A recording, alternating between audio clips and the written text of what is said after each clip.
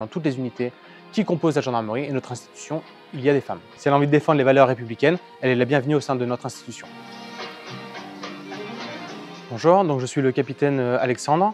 Je suis officier professeur en éthique et en déontologie au sein de l'Académie militaire de la Gendarmerie nationale. Et je suis également référent égalité diversité au sein de l'Académie. Alors la gendarmerie a été engagée dans une lutte d'égalité professionnelle et également une lutte contre toutes les formes de discrimination. Pour ce faire, elle a développé au sein de son réseau des référents égalité-diversité dans chaque zone de compétences et également au sein des écoles.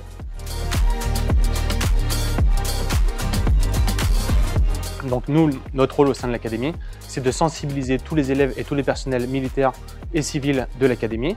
Des sensibilisations qui se concrétisent aussi par des actions de communication. On est également présent pour transmettre le plan d'action, la doctrine de la direction au sein de notre zone de compétences.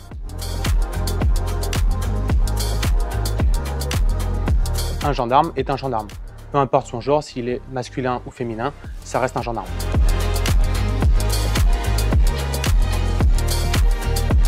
Effectivement, donc le corps des officiers de la gendarmerie est très bien représenté en termes de statistiques au niveau des femmes au sein de la gendarmerie. On a à peu près à plus de 30% de femmes présentes au sein des promotions. Donc c'est un chiffre comme qui est relativement important. Et donc ça se décline forcément sur les différents statuts qui seraient représentés au sein de notre institution. Ce que je retiens le plus, c'est surtout le nombre d'officiers féminins présents dans les rangs. J'ai pu remarquer, lorsque je fais mes cours aux élèves, qu'il y a un nombre conséquent de personnel féminin maintenant qui est rentré au sein de l'académie en tant qu'officier. Ce que je peux vous dire, c'est que depuis mon entrée au sein de la gendarmerie il y a à peu près 17 ans, j'ai vu une évolution dans toutes les unités qui composent la gendarmerie.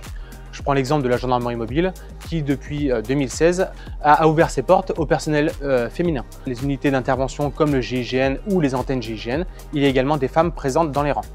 Pour des unités de police judiciaire ou des unités d'observation et de surveillance, on retrouve également des femmes au sein des effectifs. Donc ce que je peux vous dire actuellement, c'est que dans toutes les unités qui composent la gendarmerie et notre institution, il y a des femmes.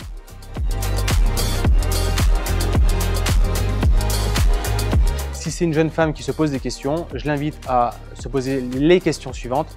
Est-ce qu'elle a envie de servir son pays? Est-ce qu'elle a envie de protéger la population? Si elle a envie de défendre les valeurs républicaines, elle est la bienvenue au sein de notre institution.